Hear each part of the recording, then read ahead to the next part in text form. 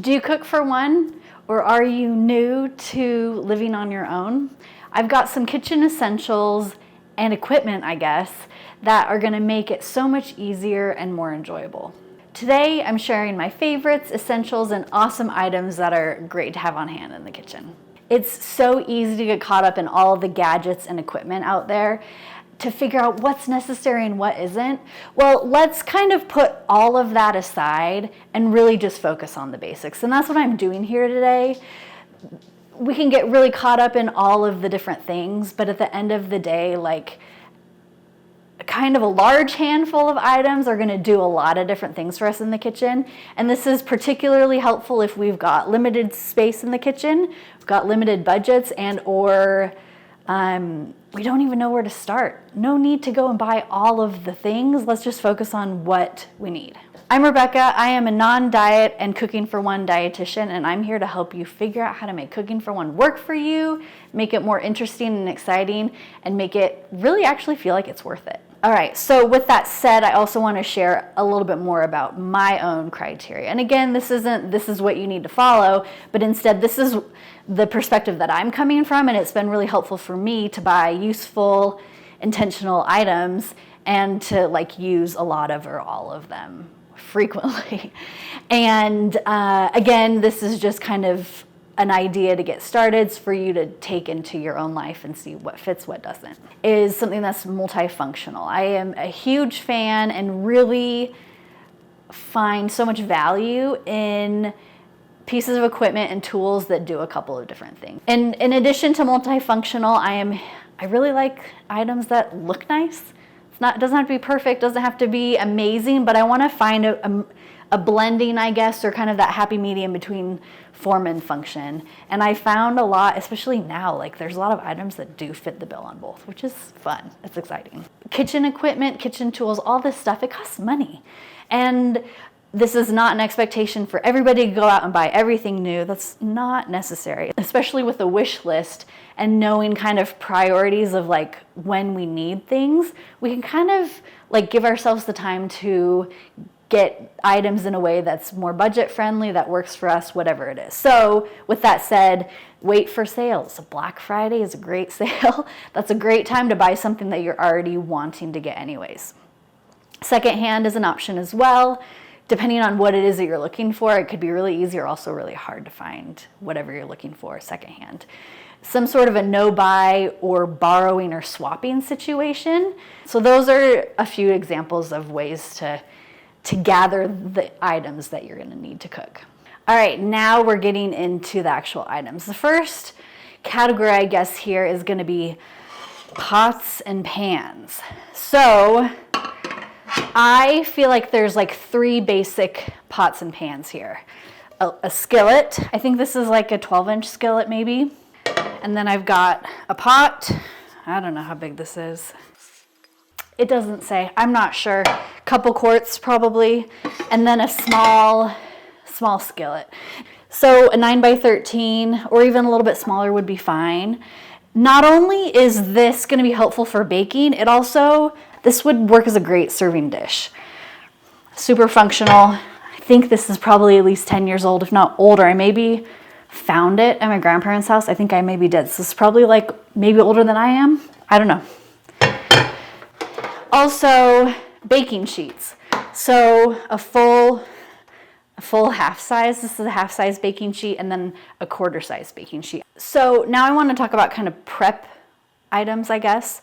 A grater is going to be really important. Knives.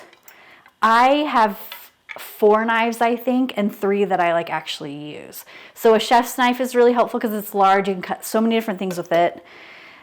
I have this knife, but a paring knife would be very similar and great. I don't even know what this would be called, but I think it came in a Martha Stewart set that my mom got for me when I was on my own. And then a serrated knife. Now this is really important for cutting bread.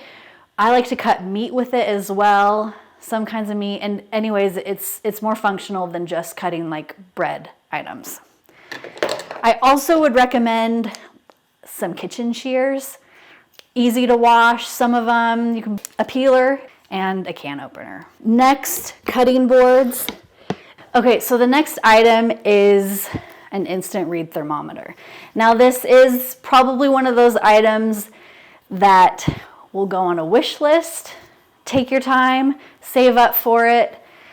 It's something that I never really kind of thought that I needed, and then since I've gotten it and I've gotten used to actually using it, it is so useful, so functional, and is going to save you a lot of cutting up meat to see if it's done. This is a Thermopen, amazing.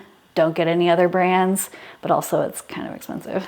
Measuring cups and measuring spoons, absolute essentials. There's no other way to measure other than using them. I've got these rectangular measuring spoons, which are fantastic for spices. If I haven't mentioned it already, these absolute essentials, which would be the measuring spoons and cups that I just mentioned, all of these like prep tools, the knives, a little bit separate, but all of these other things, I want them to be 100% dishwasher safe, so easy to use, save me a lot of time and effort in cleaning up, because cleaning up is such a big barrier and annoying part of cooking for so many people. So let's make that as easy as possible. Dishwasher safe, all of these things. So a fish turner.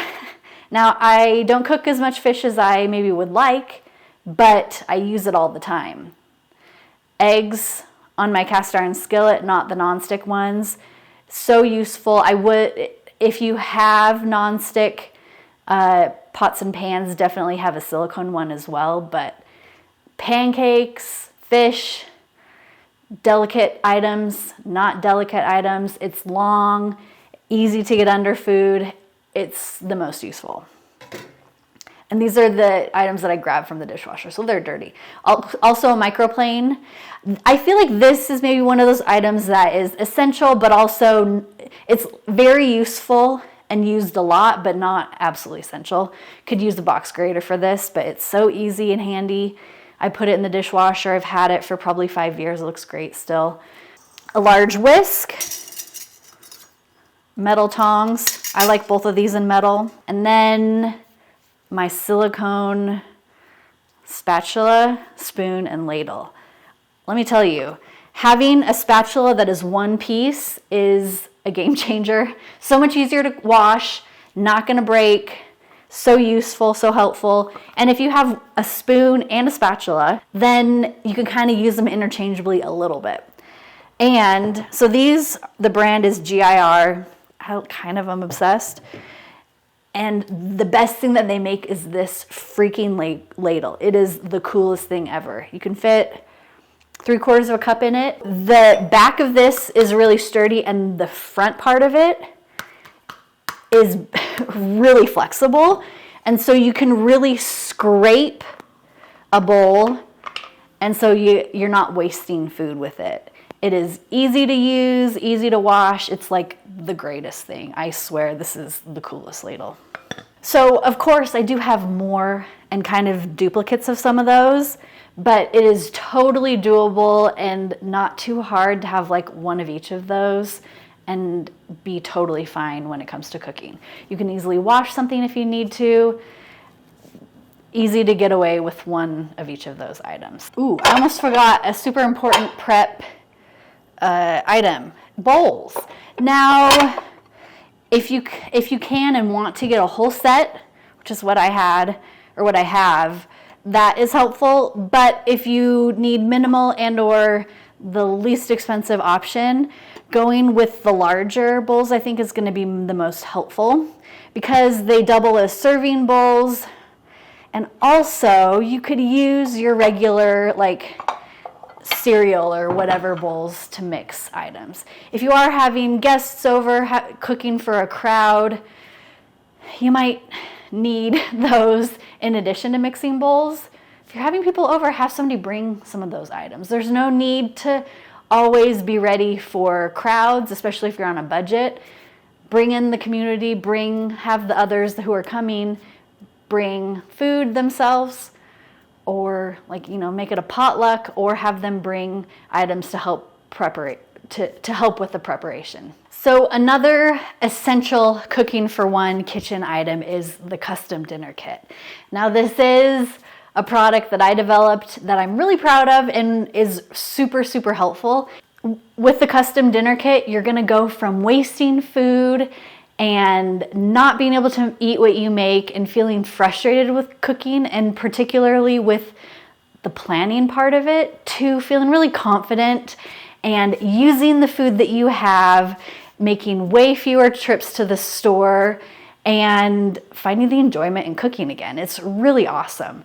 Behind me is my meal template, which is special and reserved for seeing it when you buy it, but it is so helpful. It's a game changer, and it's about like making meal planning work for somebody who's cooking for one, and to set it all up in a way that's going to help you long term, instead of try meal planning or prepping in a way that's helpful in a lot of ways but not at all sustainable, because this is a way to make it fit within your life, spend less time, make it more intuitive and fit within what your own needs are.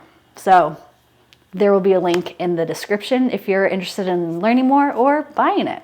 So how about storing food for a day, a week? I really like glass containers. If you can get some that fit and stack, that's fantastic. They last a really long time. They're quite durable. I wouldn't drop them out of the cabinet. Be careful about that, but super functional, easy to see, fantastic. So those are the items that I use in my kitchen. I use them a lot, and they're all very useful to me. Now, it's not going to be that way for everybody, but hopefully a couple of those items stand out and you're like, oh, that's going to make something so much easier, or you're going to add it to a wish list and kind of keep it in mind. This isn't you need to go and buy everything, but just kind of think about how all of this would work within your life and how to go about getting them. Borrowing, grabbing items from somebody, maybe an older generation or somebody who potentially has a lot of options within those certain items and has those things that they don't use, that could be a great way to put something back to use. And that's a way to save money for yourself. So although it is probably going to cost some money to get started, or if you need to replace any of these items, there are ways to save money and potentially even like get all of these items for free if that's what's going to be best for you. That's awesome. I'm curious if there's anything that I mentioned that you're obsessed with that makes your life so much easier, or if there's anything that I missed. I mean, I maybe just missed like the most basic, universal, important thing. Let me know. I'm curious if there's anything that you use all the time that I didn't mention. And the more comments or likes or whatever it is that we get on this video, the more it can reach and be in front of the people who are going to need it or find it to be most helpful. Because again, cooking for one is a special sort of a beast. It's really easy to waste a lot of food, to feel like it's not worth it, to hate cooking, but in the back of your mind actually really enjoy cooking and want to not waste food, to be able to use what you've got, save money in that way, or not waste money by wasting food. And these are going to help. They're going to make it maybe a little bit more desirable to want to cook. And also that custom dinner kit that I created is going to be a game changer for you and cooking for one, and making planning actually work and useful. So I think I'm done. I'm going to stop talking and we'll see you in the next video.